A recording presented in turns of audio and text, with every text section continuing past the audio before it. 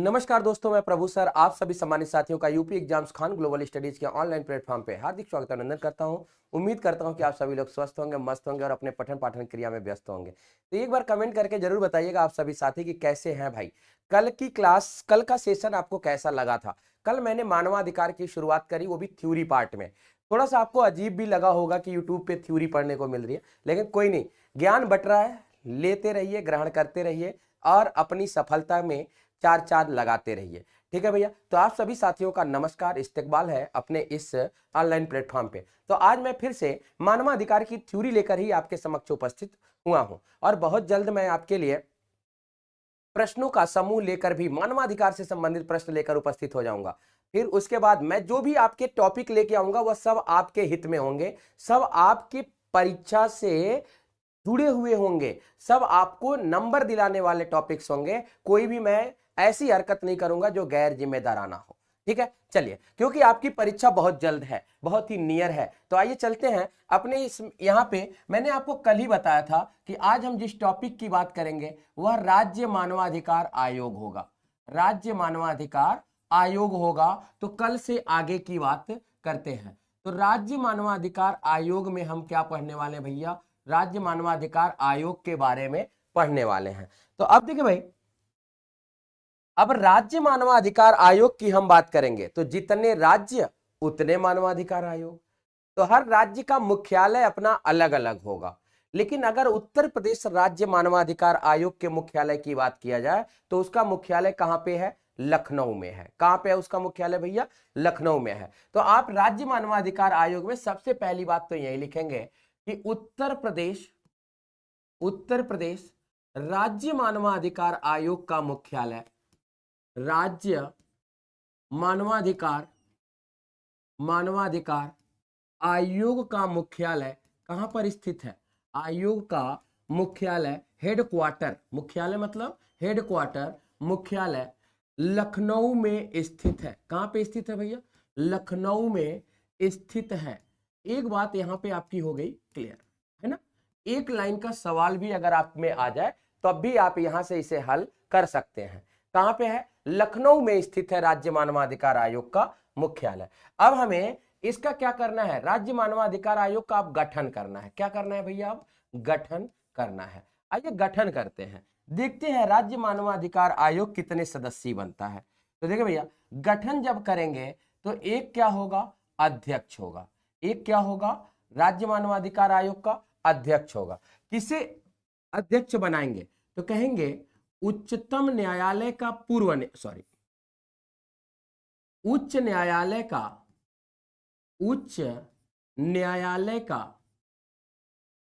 का पूर्व न्यायाधीश। देखिए भैया, पहले 2019 से पहले पे यहां पे क्या होता था? पूर्व मुख्य न्यायाधीश शब्द होता था। पूर्व मुख्य न्यायाधीश शब्द होता था, लेकिन अब इसका यहां पे क्या हो गया? पूर्व न्यायाधीश शब्द हो गया। यहां पे वर्तमान की बात नहीं करेंगे। वर्तमान में कौन आएगा? तो सदस्य आएगा। वर्तमान में कौन आएगा भैया? तो सदस्य आएगा। देखें, जब यह सदस्य आएगा तो यहां पे आप ये कह सकते हैं कि उच्च न्यायालय का वर्तमान या पूर्व न्यायाधीश। यहां पे एक और शर्त आती है, यह भी एक सदस्य बन सकता है, या उच्च न्यायालय में न्यायाधीश बनने योग्य व्यक्ति, या उच्च न्यायालय में न्यायाधीश बनने योग्य व्यक्ति भी सदस्य बन सकता है। न्यायाधीश बनने योग्य अगर वह व्यक्ति है तो वह भी यहां पे सदस्य बन सकेगा। ठीक भैया,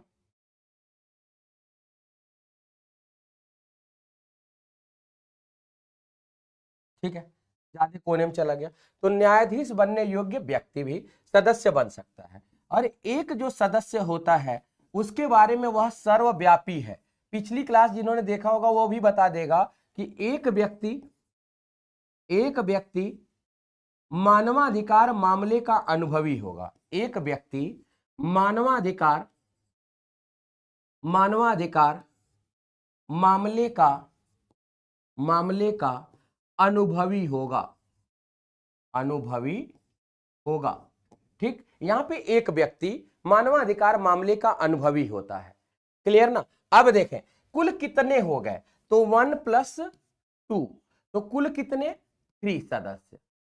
तो आपको मैं एक बात बताऊं कि राज्य मानवाधिकार आयोग में 2006 में संशोधन हुआ था। तो 2006 में संशोधन से पहले यह संख्या 5 थी। कितनी थी भैया? यह संख्या 5 थी। अब कितनी है? तो 3 है।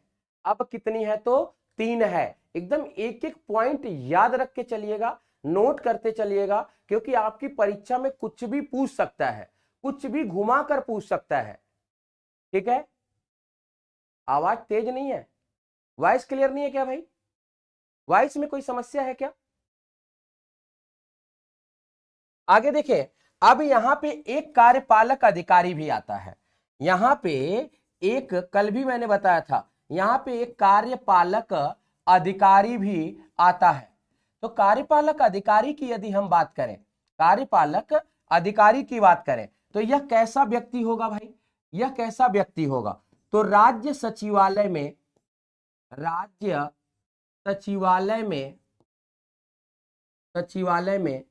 सचिव बनने योग्य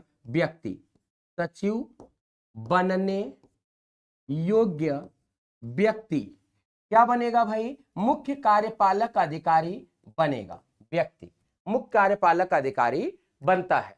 क्लियर है? बिल्कुल एक एक क्वेश्चन कराएंगे, ऑब्जेक्टिव की तरह ही कराएंगे, चिंता ना करें। ठीक है, ऑब्जेक्टिव भी कराएंगे भाई। ठीक है, आगे चलते हैं।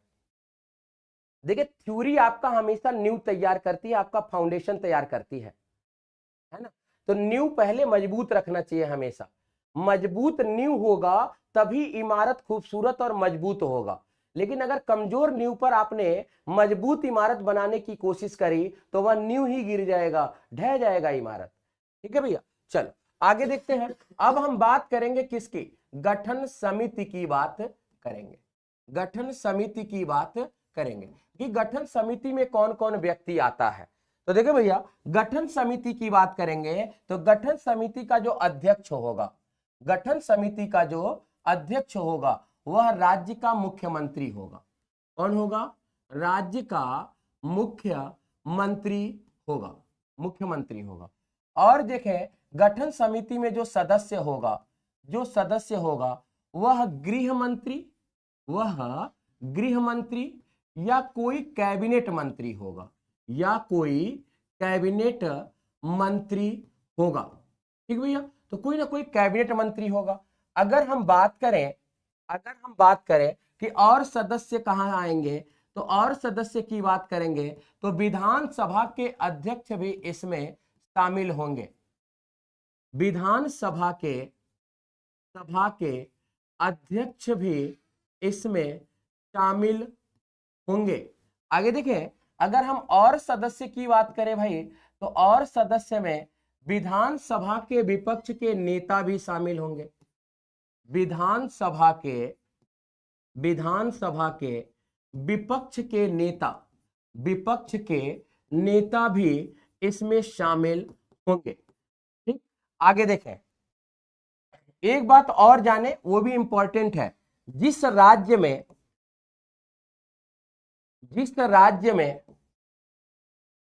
विधान परिषद होगा, जिस राज्य में विधान परिषद होगा उस राज्य के विधान परिषद के सभापति, विधान परिषद के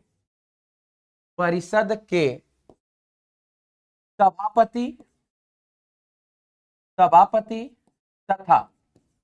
तथा विधान परिषद के विपक्ष के नेता तथा विधान परिषद के विपक्ष के नेता भी शामिल होंगे, विपक्ष के नेता भी शामिल होंगे। ठीक, विधान परिषद के सभापति तथा विधान परिषद के विपक्ष के नेता भी क्या होंगे भाई, शामिल होंगे। क्लियर, सॉरी, ठीक है। तो इतनी बातें याद रखिएगा कि गठन समिति में कौन होता है। अब यहां से ही आपका सवाल एक बन जाता है कि राज्य मानवाधिकार आयोग की नियुक्ति कौन करेगा, राज्य मानवाधिकार आयोग की नियुक्ति कौन करेगा। तो अगर यहां पे मैं कहूं कि राज्य मानवाधिकार के नियुक्ति की बात करें तो इनकी नियुक्ति किसके द्वारा की जाएगी, तो राज्यपाल के द्वारा किया जाएगा। किसके द्वारा किया जाएगा भाई, राज्यपाल के द्वारा किया जाएगा। क्लियर है, इनकी नियुक्ति राज्यपाल के द्वारा की जाती है। आगे की बात करते हैं। अब हम आगे की बात करें यदि, तो आगे क्या होगा भाई, तो अब आगे बात करेंगे इनके कार्यकाल की। किसकी बात करेंगे भाई, पद ड्यूरेशन की बात करेंगे, कार्यकाल की बात करेंगे। तो अगर हम कार्यकाल देखें, टेन्योर की बात करें कि कितना ड्यूरेशन होता है, कितना इनका टेन्योर होता है, तो उसकी बात करेंगे। तो पहली बात क्या आती है, पहली बात आती है 3 वर्ष, 3 वर्ष या 70 वर्ष की आयु तक। कल एक बच्चा ऑफलाइन कमेंट किया था कि सर जी एक बार फिर से बताइएगा आयु तक। देखिए भैया, या तो वह 3 वर्ष तक अपने पद पर बना रहेगा, या तो उसकी उम्र जिस दिन 70 वर्ष पूरी हो जाएगी उसी दिन उसका पद खाली हो जाएगा, रिक्त हो जाएगा। तो देखिए इन दोनों में से जो पहले पूरा हो जाए। मैंने ये भी कहा है कि अगर मान लो कोई 62 साल का ही अध्यक्ष बन गया तो 3 65 साल का हुआ तो वह फिर से अध्यक्ष पद पर नियुक्त हो सकेगा। सदस्य की भी बात यही कहेंगे। तो अध्यक्ष व सदस्यों का, अध्यक्ष व सदस्यों को पुनः नियुक्त किया जा सकेगा, किया जा सकेगा। पहले ऐसा नहीं होता था, पहले कार्यकाल कितना था भाई, 5 साल।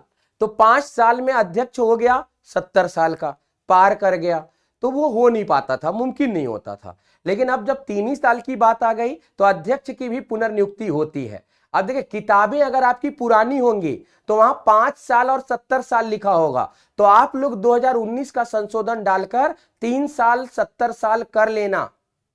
ये नहीं कि कंफ्यूज हो जाए कि किताब में 5 साल, गुरुजी ने 3 साल, तो गुरुजी और किताब के चक्कर में पता चला ना इधर के हुए ना उधर के। तो ऐसा नहीं करना भाई, है ना।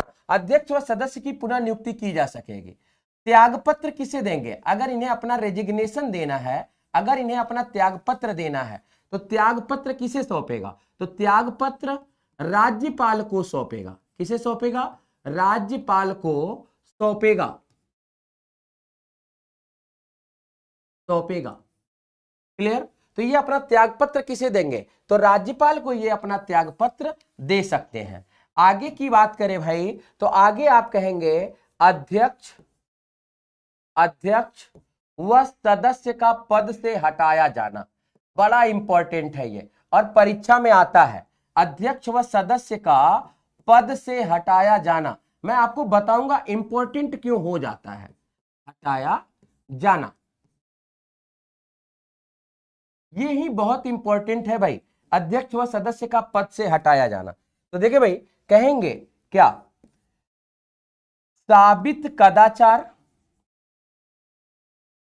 साबित लिखने के बाद और भी समझाएंगे भाई, साबित कदाचार या संवैधानिक असमर्थता,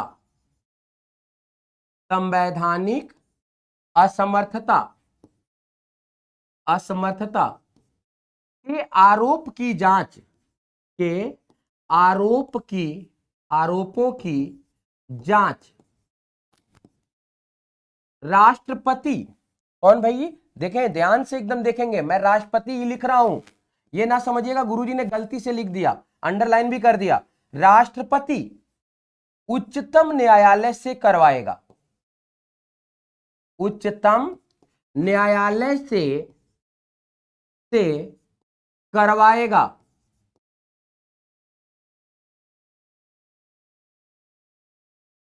यदि आरोप सही पाए जाते हैं, यदि आरोप सही पाया जाता है, सही पाया जाता है,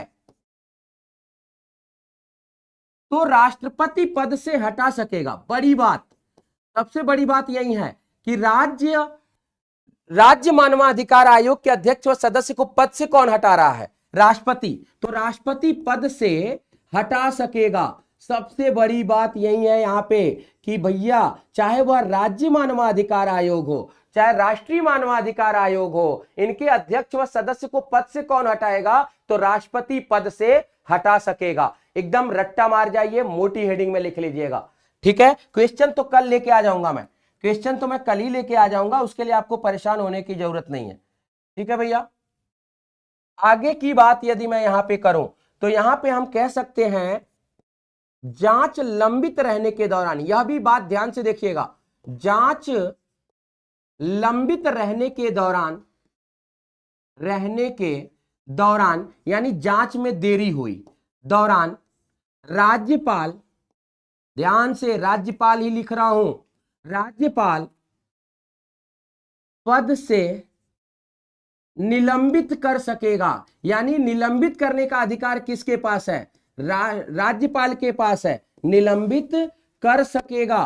तो यह बात भी ध्यान रखने योग्य है कि सस्पेंड कौन कर रहा है और हटा कौन रहा है, सस्पेंड कौन कर रहा है और हटा कौन रहा है, यह बात एकदम याद रखिए, ध्यान रखिएगा, ठीक है। क्लियर है ना?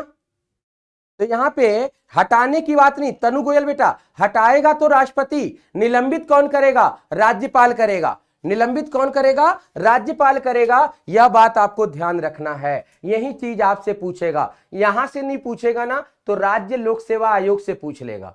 तो राज्य लोक सेवा आयोग के अध्यक्ष व सदस्य को भी ऐसे ही हटाया जाता है, राज्य लोक सेवा आयोग के अध्यक्ष व सदस्य को भी ऐसे ही हटाया जाता है।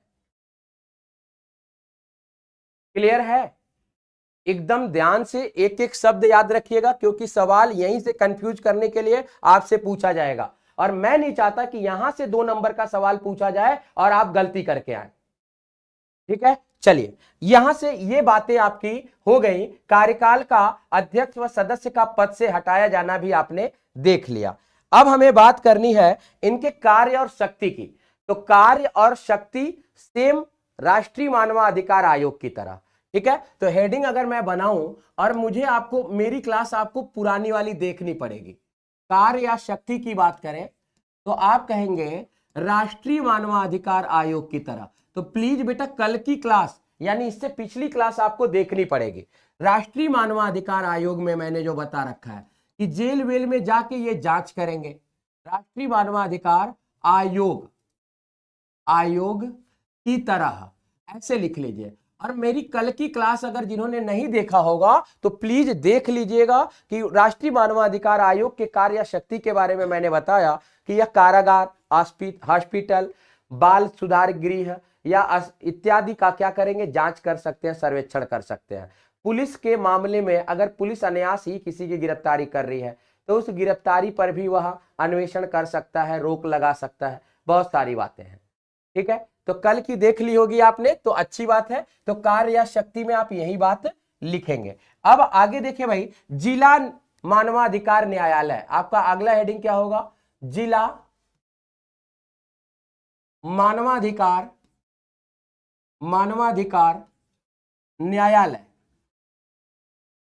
न्यायालय, ठीक है।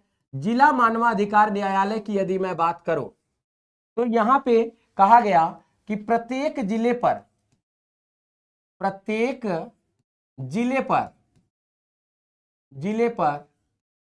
एक मानवाधिकार न्यायालय होगा, एक मानवाधिकार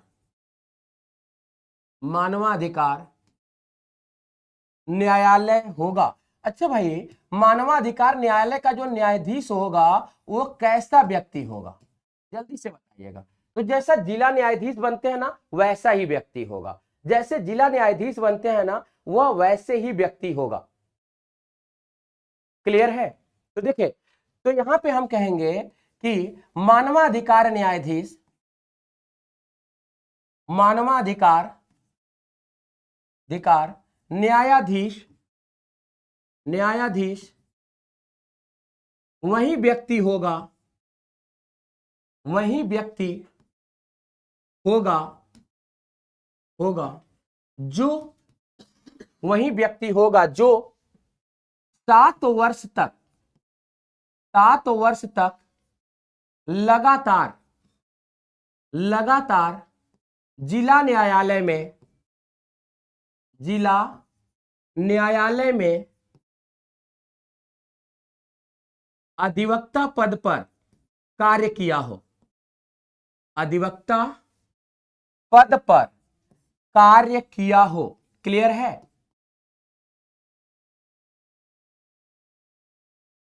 मानवाधिकार न्यायालय में एक लोक अभियोजक भी होता है। लोक अभियोजक क्या होता है भाई? सरकारी वकील। मानवाधिकार न्यायालय में एक लोक अभियोजक भी होता है। ठीक है, कौन सा व्यक्ति होगा भाई? तो यहां पे हेडिंग बनाइएगा लोक अभियोजक, पब्लिक प्रोसिक्यूटर, लोक अभियोजक, लोक अभियोजक। लोक अभियोजक को साधारण सी भाषा में सरकारी वकील कहेंगे, पब्लिक प्रोसिक्यूटर कहते हैं। लोक अभियोजक कौन व्यक्ति बन सकता है? तो देखिए भाई, सरकारी वकील, सरकारी वकील, सरकारी अधिवक्ता, अधिवक्ता वही व्यक्ति बनेगा, बनेगा जिसे जिला न्यायालय में, जिसे जिला न्यायालय में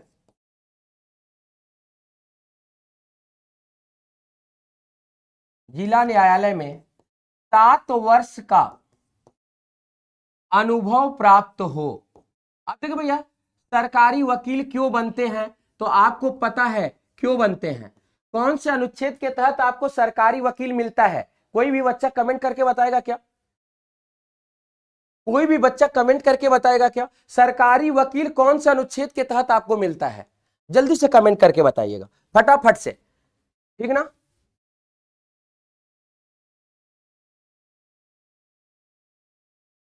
फटाफट से आप कमेंट करिए भाई कि सरकारी वकील कौन से अनुच्छेद में आपको मिलता है।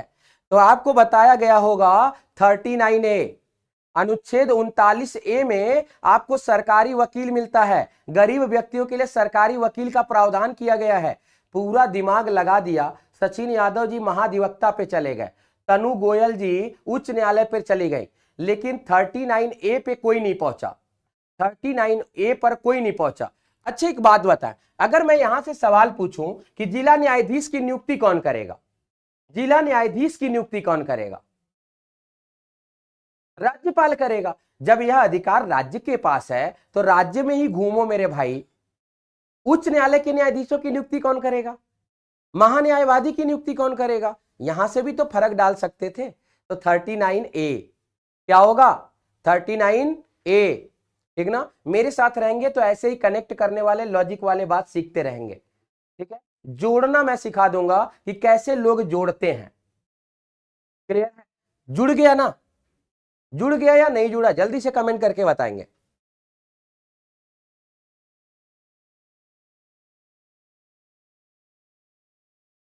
क्लियर? अरे मोरी मैया रे, चलिए कोई नहीं, मैया काम नहीं आएंगे, जो काम आएगा आपका ज्ञान काम आएगा।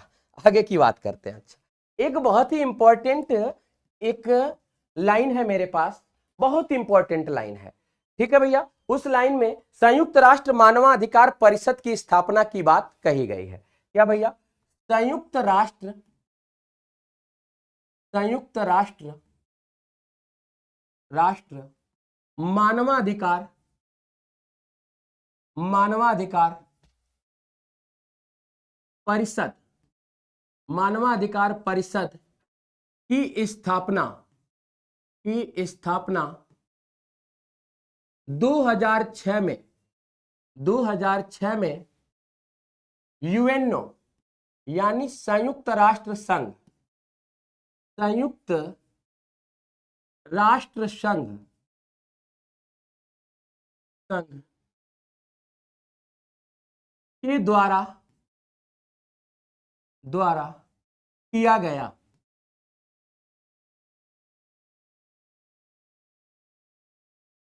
ठीक है भैया। सन 2006 में मैंने आपको पहले दिन ही यानी कल की क्लास में मैंने बताया था कि यह मुद्दा कैसा है, यह मुद्दा वैश्विक है, यह मुद्दा विश्व भर का मुद्दा है। ठीक है, तो वैश्विक मुद्दे के लिए जिम्मेदार कौन होगा? वैश्विक मुद्दे के लिए जिम्मेदार कौन होगा भाई? जल्दी से कमेंट करके बताएं। वैश्विक मुद्दे के लिए तो हमेशा यूएनओ जिम्मेदार होगा। तो इसकी स्थापना किसने की? यूएनओ ने किया। देखिए भैया, इसका मुख्यालय भी आपसे पूछ सकता है। इसका संयुक्त राष्ट्र मानवाधिकार परिषद का, किसका मुख्यालय पूछेगा? संयुक्त राष्ट्र मानवाधिकार परिषद का मुख्यालय कहां है? तो कहेंगे इसका मुख्यालय जेनेवा में है। जेनेवा स्विट्जरलैंड में है। स्विट्जरलैंड में है। तो इसका मुख्यालय कहां हो गया भाई? जेनेवा स्विट्जरलैंड में इसके मुख्यालय की व्यवस्था की गई है। अच्छा, मानवाधिकार कैसा अधिकार है? मानवाधिकार कैसा अधिकार है?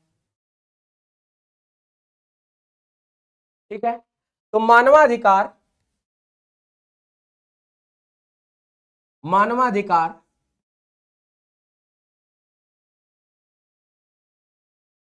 सार्वभौमिक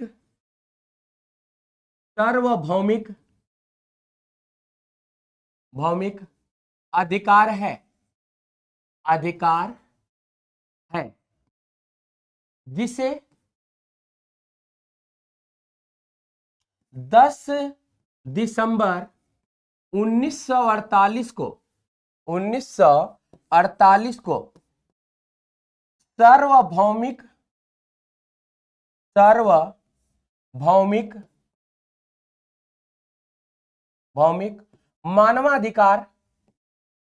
मानवाधिकार घोषणा पत्र कहा जाता है।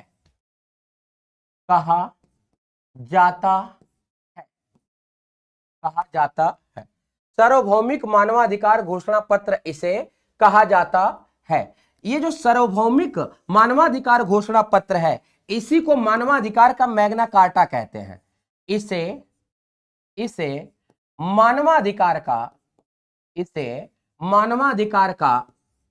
अधिकार का मैग्ना कार्टा कहा जाता है।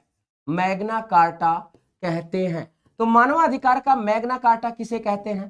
तो सार्वभौमिक मानवाधिकार घोषणा पत्र को मानवाधिकार का मैग्ना कार्टा कहा गया।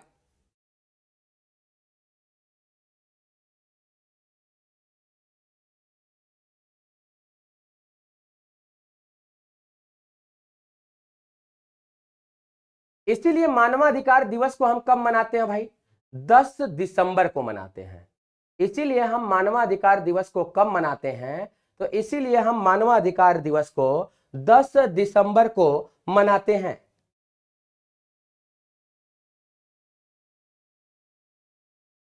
देखिए भाई, इस मैग्ना कार्टा, देखें, सार्वभौमिक मानवाधिकार घोषणा पत्र जो जारी किया गया, किसकी अध्यक्षता में जारी किया गया? तो देखिए, इसमें 30 अनुच्छेदों का प्रावधान है। इसमें 30 अनुच्छेद का प्रावधान है। यह सवाल भी यूपीएसआई में पूछा गया है कि सार्वभौमिक मानवाधिकार घोषणा पत्र जब जारी किया गया तो इसमें कितने अनुच्छेद हैं? इसमें कितने अनुच्छेद हैं? तो इसमें कुल 10 अनुच्छेदों की बात कही गई, 30 अनुच्छेदों की बात कही गई है। इसके अध्यक्ष कौन थे? तो एलेनर रूजवेल्ट थे। इसके अध्यक्ष कौन थे? तो इसके अध्यक्ष, नाम भूल रहा था मैं, इसके अध्यक्ष एलेनर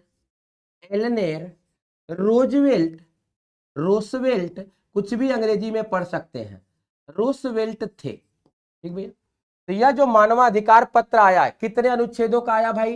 30 अनुच्छेद का किसकी अध्यक्षता में पारित हुआ? एलेनर रूजवेल्ट की अध्यक्षता में पारित हुआ। इसे क्या कहा जाता है? मानवाधिकार का मैग्ना कार्टा कहा जाता है। किसे? सार्वभौमिक मानवाधिकार घोषणा पत्र को। अब आपके दिमाग में चल रहा होगा कि ये सार्वभौमिक का मतलब क्या होता है? क्या होता है भाई सार्वभौमिक का मतलब? जल्दी से कमेंट करके बताएं, जल्दी से कमेंट करके बताएं। कलीम के जी जल्दी से कमेंट करके बताएं भैया कि सार्वभौमिक का क्या मतलब होता है। आप सभी लोगों ने प्रस्तावना पढ़ा होगा। प्रस्तावना में एक शब्द मैंने पढ़ाया होगा, संपूर्ण प्रभुत्व संपन्न या संप्रभुता। मैंने इसके लिए एक शब्द और लिखा होगा, सार्वभौमिक। संप्रभुता का तात्पर्य हो जाता है कि अपने मामले में कोई भी निर्णय लेने के लिए पूर्ण रूप से स्वतंत्र, जिस पर किसी भी बाहरी शक्ति का कोई दबाव ना हो। तो प्रत्येक मानव के लिए एक सार्वभौमिक घोषणा पत्र लाया गया। क्लियर? यहां तक तो आपको कोई समस्या नहीं होगी। क्लियर? सबके लिए एक समान, मानव जाति में जन्म लेने वाला प्रत्येक व्यक्ति मानवता का द्योतक है और प्रत्येक व्यक्ति मानव है, चाहे वह अमीर हो, गरीब हो, महिला हो, पुरुष हो, विकलांग हो, चाहे उसकी भाषा कैसी भी हो, चाहे वह काला हो, गोरा हो, कुछ भी हो। क्लियर? इतनी बातें हो गई। अब देखिए भाई, एक केस भी आता है। वह केस क्या है? तो वह केस है डीके बसु वर्सेस पश्चिम बंगाल। डीके बसु वर्सेस पश्चिम बंगाल। पश्चिम बंगाल, डीके बसु वर्सेस पश्चिम बंगाल में क्या कहा गया भाई? कहा गया पुलिस थाने के लिए, पुलिस थाना, चौकी, चौकी या पुलिस कर्मचारी, या पुलिस कर्मचारी, कर्मचारी के लिए अभियुक्त से व्यवहार का दिशा निर्देश, अभियुक्त से व्यवहार का दिशा निर्देश दिया गया है, दिशा निर्देश दिया गया है। देखिए इसमें सारी बातें हैं भैया। इसमें क्या है? पुलिस आपके साथ कोई भी दुर्व्यवहार नहीं कर सकती है। पुलिस अगर गिरफ्तार करके ले जाएगी तो अपनी पुलिस डायरी में उसे नोट जरूर करेगी। पुलिस जब भी आपसे बात करेगी कैमरे के सामने बात करेगी, कैमरे के सामने बात करेगी। अगर जब कैमरे का जमाना नहीं था तब पुलिस आपके अधिवक्ता के सामने आपसे बात करती थी, या आपका कोई परब्बीकार होता था उसके सामने ही पुलिस आपसे बात कर सकती है, कुबुलवा सकती है। ठीक है, ऐसी बातें डीके बसु के केस में आई। दूसरी बात देखें, पुलिस आपके साथ रूडली व्यवहार नहीं कर सकती, प्यार से ही बात करेगी। अगर मानवाधिकार का व्यक्ति जाता है तो पुलिस उसका क्या करेगी भाई? सहयोग करेगी। पुलिस उसका क्या करेगी? सहयोग करेगी। तो ये था मानवाधिकार मामले में डीके बसु का केस। डीके बसु के केस में पुलिस के लिए गाइडलाइन दी गई। तो आप किसी भी पुलिस थाने या पुलिस चौकी में जब जाते होंगे, किसी से भी मिलने जाते होंगे, तो वहां पे आप देखते होंगे पीछे एक गाइडलाइन लिखा रहता है। उसी गाइडलाइन को पुलिस क्या करती है? फॉलो करती है। तो मानवाधिकार के लिए यह केस भी रामबाण है। ठीक है ना? मानवाधिकार केस भी यह क्या है? रामबाण है। क्लियर है भैया? बातें समझ में आ रही हैं? बातें समझ में आ रही है भाई?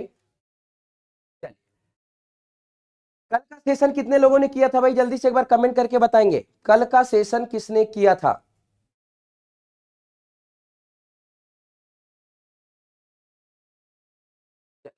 आगे की बात करते हैं हम। अगर हम अपने हम मानवाधिकार अधिनियम की बात करते हैं, मानवाधिकार, मानवाधिकार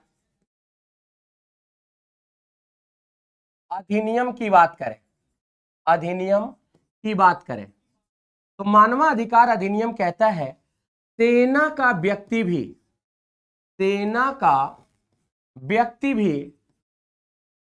भी मानवाधिकार का उल्लंघन, मानवाधिकार का उल्लंघन नहीं कर सकता, नहीं कर सकता। अब आपके दिमाग में चल रहा होगा सेना कौन है, आपके दिमाग में चल रहा होगा ये सेना कौन है। तो सेना को आप दो भागों में बांट सकते हैं।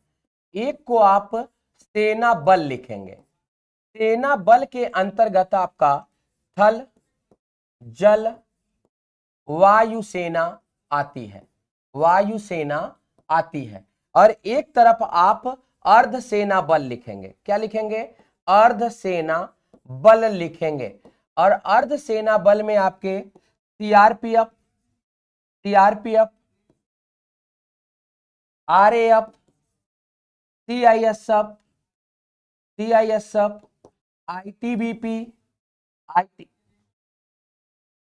आईटीबीपी, एसएसबी आदि आते हैं। ठीक है भैया, तो ये अर्धसेना बल है। तो इनके खिलाफ भी आपके पास मानवाधिकार है, इनके खिलाफ भी आप मानवाधिकार कर सकते हैं।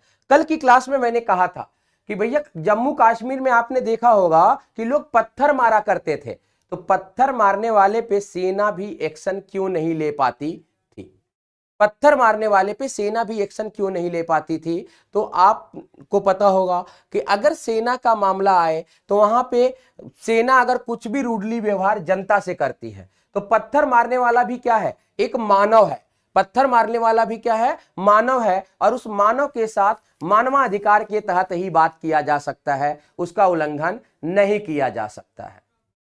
ठीक है, अच्छा साइड हो जाए, साइड हो गए। चलिए भाई, तो आपने यहां पे ये सारी चीजें नोट कर ली होंगी, लिख ली होंगी, क्लियर है ना।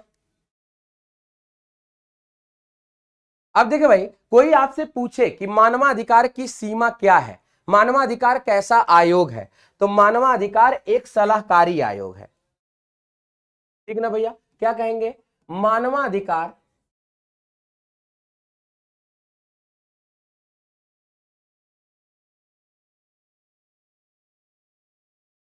मानवाधिकार मानवाधिकार आयोग, आयोग एक सलाहकारी आयोग है, दंड देने वाला आयोग नहीं है। कैसा है, एक सलाहकारी आयोग है, आयोग। तो मानवाधिकार आयोग कैसा आयोग है, तो मानवाधिकार आयोग एक सलाहकारी आयोग है, यह बात भी याद करिएगा। दूसरी बात देखें, मानवाधिकार की सलाह किसी को मानने के लिए बाध्यकारी नहीं है। मानवाधिकार आयोग की सलाह, मानने के लिए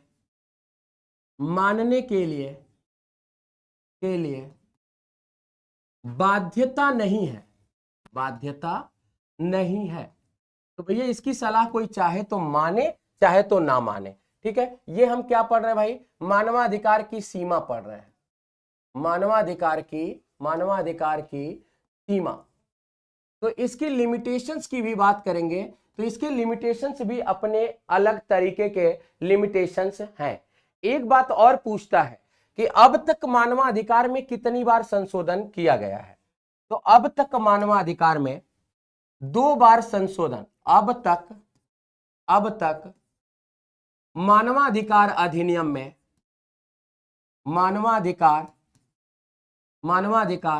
अधिनियम में 2 बार संशोधन किया जा चुका है। कौन कौन सा संशोधन है भाई, कौन कौन सा संशोधन है, तो देखो भैया सन 2006 का संशोधन है का, और कौन सा संशोधन, सन 2019 का संशोधन, सन 2019 19 का संशोधन, ठीक। तो भैया आज मेरा थ्योरी पार्ट यहीं पे फिनिश, थ्योरी पार्ट इतना ही है। तो थ्योरी पार्ट मैंने 1 घंटे 40 मिनट में कंप्लीट किया है, और इस 1 घंटे के थ्योरी, इस 1.5 घंटे यानी 2 क्लास के थ्योरी पार्ट से आपके कम से कम 2 से 3 प्रश्न बनने लाजमी हैं, हर बार बनते हैं। आप कभी भी प्रीवियस ईयर उठा के देखिए, वहां से भी प्रश्न बनेगा। आप प्रैक्टिस सेट उठा के देखिए। बेटा मानवाधिकार सलाह देता है क्या सही है क्या गलत है, मानवाधिकार कहेगा क्या इनकी गिरफ्तारी सही तरीके से की गई है, क्या इनका छानबीन सही तरीके से किया गया है, क्या इनको जेल में खाने के लिए अच्छा भोजन मिला, क्या यह सही व्यक्ति हैं जिन्हें अपराधी घोषित किया गया है। इन सभी बातों की छानबीन कौन करता है? मानवाधिकार आयोग करता है, मानवाधिकार आयोग करता है। तो मैंने आपके 2 प्रश्नों का काम बना दिया है, और कल मैं आपके समक्ष प्रीवियस ईयर के आए हुए प्रश्नों को लेकर उपस्थित हो जाऊंगा, और मैं आपको दिखाऊंगा कि नोट से बाहर एक भी नहीं। तो करिश्मा कल देखेंगे। अभी तक ये क्या आपका बेसिक था। तो इसी के साथ मैं आपसे विदा लेता हूं। नमस्कार, धन्यवाद। ठीक है,